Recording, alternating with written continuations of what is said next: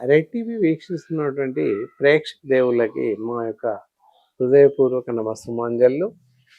నేను మీ doctor D Balakrishna, Ayurveda వైద్యరత్న, Shri Kaushik Ayurveda multitherapy hospital, Dilsukhnagar, Hyderabad నుంచి మాట్లాడుతున్నాను. చాలామందికి ఈ మధ్య కాలంలో సమస్యలు, జాయింట్ పెయిన్స్, బోన్ పెయిన్స్, కీళ్ళవాతం, రొమాటిజం ఇలాంటివి ఏర్పడుతున్నాయి. ఎందుకు ఏర్పడుతుంది? What is the reason? ఎందుకు ఏర్పడుతున్నాయి? ఎముకల నొప్పి వస్తుంది, కండరాల నొప్పి వస్తుంది అని డాక్టర్ దగ్గరికి పోగానే కాల్షియం, విటమిన్ డికి సంబంధించినటువంటి మెడిసిన్స్ రాసిస్తున్నారు. ఏంటి అంటే కాల్షియం డెఫిషియన్సీ ఉంది, మీ శరీరంలో ఉండాల్సిన దానికన్నా కాల్షియం తక్కువగా ఉంది అని చెప్పేసి అంటున్నారు. మరి కాల్షియం యొక్క ప్రాధాన్యత అంత ఉందా, అంత ప్రాముఖ్యం ఉందా అంటే చాలా ప్రాముఖ్యం ఉంది అని చెప్పచ్చు. మరి డెఫిషియన్సీ ఎందుకు వస్తుంది? ఎవరిలో కాల్షియం డెఫిషియన్సీ ఉంటుంది? కాల్షియం ఎవరికి అవసరం? ప్రతి వాళ్ళకి అవసరం, కానీ పిల్లల్లో ఎక్కువ ఖర్చు అవుతుంది కాల్షియం. ఎదిగే పిల్లల్లో కాల్షియం ఎక్కువ రిక్వైర్మెంట్ ఉంటుంది, కానీ వాళ్ళకి ఉత్పత్తి అనేది లేదు. అలాగే ఓల్డ్ ఏజెస్లో కూడా అప్పటి వరకు ఉన్నట్టు కాల్షియం అంతా ఖర్చు అయిపోతుంది, యూజ్ అయిపోతుంది శరీరానికి. సో ఓల్డ్ ఏజ్ పీపుల్స్ కూడా అడిషనల్ కాల్షియం కావాలి, రిక్వైర్మెంట్. ఎందుకంటే అప్పటికి ఎముకల పైన భారం పడుతుంది, కీళ్ళ పైన భారం పడుతుంది. అందువల్ల ఎముకలన్నీ వాటి యొక్క శక్తి సన్నగిల్లిపోతాయి, వాటి యొక్క డెన్సిటీ తగ్గిపోతుంది. కాబట్టి ఓల్డ్ ఏజెస్ వాళ్ళకు కూడా కాల్షియం కావాలి. మరి కాల్షియం ఎక్కడి నుంచి వస్తుంది అని చూస్తే తినే ఆహార పదార్థాల్లో చాలా ఉంటుంది. టమాటాల్లో ఉంటుంది, అలాగే పాలల్లో ఉంటుంది, ఇలా కొన్ని రకాల ఆహార పదార్థాల్లో ఉంటుంది. కానీ పాలు ఎవరు తాగట్లేదు. మిల్క్ షేక్లు తాగడం, కూల్ డ్రింక్స్ తాగడం, లేదా బాదాం మిల్క్ తాగడం ఇలాంటివి చేస్తున్నాం.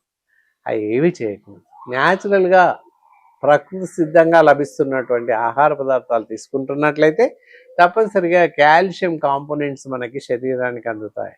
ఎందులో ఉంటుంది అని చూసి ఇందాక చెప్పినట్టు టమాటాలో ఉంది, పాలకూరలో ఉంది, తోటకూరలో ఉంది. కూరగాయలు చూస్తే వేరే నాన్ వెజిటేరియన్లో వస్తే ఎగ్స్ తీసుకోవచ్చు, ఫిష్ తీసుకోవచ్చు, చికెన్ తీసుకోవచ్చు, మటన్ తీసుకోకండి, అలాగే ఎండు చేపల రొయ్యలు తీసుకోకండి.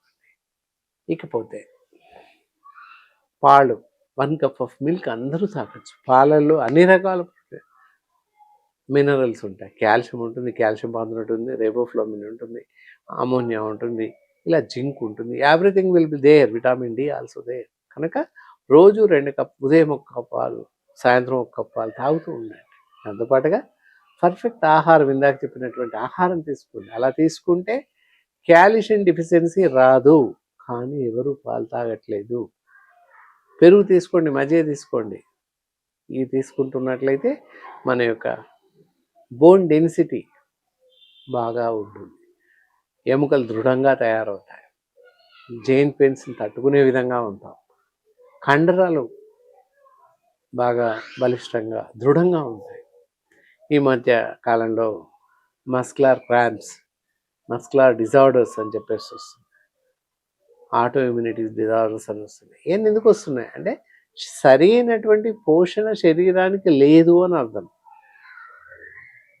టోటల్ జంక్ ఫుడ్స్ మానేయండి, బయట ఆహార పదార్థాలు మానేసేయండి, ఇంట్లో తయారైనటువంటి ఆహార పదార్థాలు తీసుకోండి. అవి తీసుకుంటే సుభిక్షంగా సుఖంగా ఉంటాం, ఎలాంటి ప్రమాదం, ఎలాంటి మార్పులు జరగవు. మరి ఇందాక చెప్పుకున్నట్లు చిన్న పిల్లల నుండి మొదలుకొని పెద్దవాళ్ళ వరకు అందరూ ఒక పాలు తాగుతూ ఉండండి, ప్రొద్దున సాయంత్రం. చెప్పిన ఆహార పదార్థాలు ఎక్కువ విరివిగా తీసుకుంటూ ఉండండి. దాంతో మనకి కాల్షియం డెఫిషియన్సీ అనేది కొంతవరకు రెగ్రెస్ అవుతుంది. మరి పెద్దవాళ్ళలో ఏంటంటే ఎముకలు పెలుసుబారిపోవడం, డెన్సిటీ తగ్గిపోవడం, బోన్ డెన్సిటీ తగ్గిపోతుంది. దానివల్ల బలహీనంగా తయారై ఏమాత్రం నొప్పి తట్టుకోలేని పరిస్థితి ఉంటుంది. ఎముకలలో పోట్లు, నొప్పి ఇలాంటివి సంభవిస్తాయి. మస్కులర్ టిష్యూస్ క్రాంప్స్ కూడా దెబ్బతింటుంటాయి. సో కాల్షియం అంటున్నాం, మరి కాల్షియం తీసుకుంటే సరిపోతుంది కదా అంటాం. అలా లేదు, విటమిన్ డి కూడా కావాలి. Vitamin D, zinc. Vitamin D ఎప్పుడు వస్తుంది? విటమిన్ డి అంటే ప్రకృతి సిద్ధంగా చూస్తే రోజు ఒక 5-10 నిమిషాలు నీరెండలో నిలబడ్డట్టయితే, ఉదయం పూట 7:30-8 ప్రాంతంలో సూర్యరశ్మికి అగనెస్ట్గా ఎండబడుతూ 10 నిమిషాలు 15 నిమిషాలు నిలబడ్డట్టయితే విటమిన్ డి వస్తుంది. లేదా సాయంత్రం కొంచెం ఎండ ఉన్నప్పుడు ఎండలో ఉన్నట్లయితే కొంతవరకు విటమిన్ డి రిగ్రెస్ అవుతుంది. విటమిన్ డి ఎందుకంటే విటమిన్ డి ఉండడం వల్ల మనం తీసుకునే పదార్థం నుంచి కాల్షియంని శరీరం అబ్జార్బ్ చేసుకోగలుగుతుంది. అందుకని విటమిన్ డి కూడా కావాలి.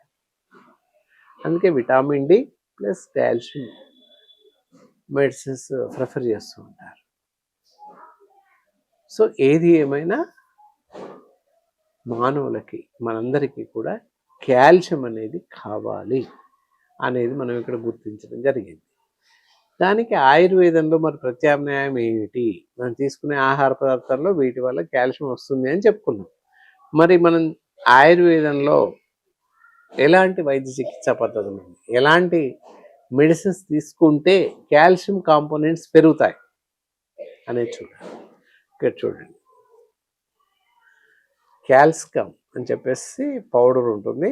ఈ పౌడర్ని ఉదయం సాయంత్రం ఒక చెంచా పౌడర్ మెడిసిన్ తీసుకొని ఒక కప్ పాలలో వేసేసుకొని కాస్త బెల్లం కలుపుకొని తాగుతూ ఉంటాం. షుగర్ పేషెంట్స్ అన్నట్టయితే డైరెక్ట్ తాగేసేయచ్చు, అంతేకాని బెల్లం షుగర్ వేసుకోకండి. ఈ విధంగా రోజు ఉదయం సాయంత్రం తాగుతూ ఉన్నట్లయితే చాలా ప్రయోజనకారిగా ఉంటుంది చిన్న పిల్లల నుంచి పెద్ద పిల్లల వరకు. 5 years పైన దాటిన పిల్లల నుంచి అందరూ క్రమంగా తాగవచ్చు. 5 years నుంచి 12 years 15 years పిల్లల వరకే హాఫ్ స్పూన్, పెద్దవాళ్ళకైతే 1 స్పూన్ చొప్పున పాలల్లో వేసేసి తాగించవచ్చు. బోర్న్‌విటా, బూస్ట్ అలా వేస్తాం కదా, హార్లిక్స్, వాటికి బదులుగా ఇది వేసినట్లయితే ఇందులో టోటల్ కాంపోనెంట్స్ ఉంటాయి. కాల్షియం ఉంటుంది, మెగ్నీషియం ఉంటుంది, ఫాస్ఫరస్ ఉంటుంది, అలాగే జింక్ ఉంటుంది. ఇవన్నీ మినరల్స్ ఉంటాయి, విటమిన్ డి కూడా ఉంటుంది. కాబట్టి ఎంతో ఇతోధికంగా న్యాచురల్గా తయారైంది కనుక మనకు బోన్ డెన్సిటీ కానీ, ఎముకల్లో బలం కానీ, ఎముకలు గుల్లబారిపోవడం కానీ వీటన్నిటి నుంచి రక్షించే అవకాశం ఉంది.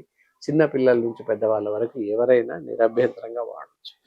ఇలాంటి సమస్యలు ఉత్పన్నమైన వారు, మాటికి ఒళ్ళు నొప్పులు, మాటికి కీళ్ళ నొప్పులు వస్తున్న వాళ్ళు ఎవరైనా కూడా నేరుగా సంప్రదించవచ్చు, లేదా స్క్రీన్ పైన స్క్రోల్ అవుతున్న నంబర్కి ఫోన్ చేసేసి మీరు చెప్పినట్లయితే మీ అడ్రస్కి మీ ఇంటికి పంపించే అవకాశం ఉంటుంది. ఓకే, ఈ కార్యక్రమం మీకు నచ్చిందని అనుకుంటున్నాను. మళ్ళీ మరో మంచి కార్యక్రమం ద్వారా మీ ముందు ఉంటాను. సెలవు.